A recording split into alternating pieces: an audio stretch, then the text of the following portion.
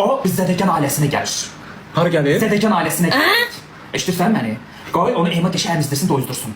Emanı döşə. Emanı döşünə süt qaldı. Məmələr bir batlaşmış belə oldu da. Ya öyle sotuq biraz gəlir. Sənə süt xuyla məmə qurutublar da. Bütün canlı can qaldı da. O Zədəkən ailəsinə gəlir. Zədəkən nədir? Mən bir neçə adamlara xəbər yollamışam ki, bir dəqiqə çalışırlar ki, mənim adıma, ailəmə adıma layiq ad qoysunlar ona. Ad qoymadı. Müşkünaz deyil olmadı. Yo, Müşkünaz da hə. Müşkünaz da bu Zədəkən ailəsinə gəlir. Belə bir Sözə daha bütün adı var Müşkünaz. Söyləmə. Müşkünaz deyəndə gəlir o. Yo, Müşkünaz gəlmir. Buna adı Müşkünaz deyildin adı. Yo.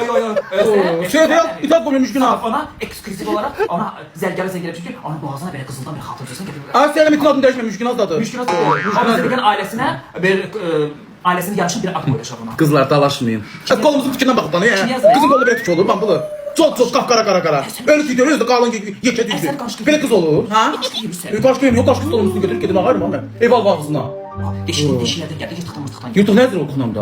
Nə bilim, oralardan zaten gəldi, papadan zaten gəldi. Getdim mən, şoferim. Ne tez gedirsən? Özəl şoferimlə gəlmişəm, şoferim sonra gözləyir məni. Hakkı. Buna bax, yine bir ağzına şeyini vurdu buranı kofta. Ne olacak ki sen de? Koydun oraya. Hə, qoydum ona nədir? Emiyə də bəlkə tapşırım, geçək gibsisin, onu geçək doyuzdursun. Hava aparacaksan onu bitir. Peki ay tamam olsun da. O Nazdan sonra doğur. Bu. Qardaş nə istəyir məndən? Özü oy, bir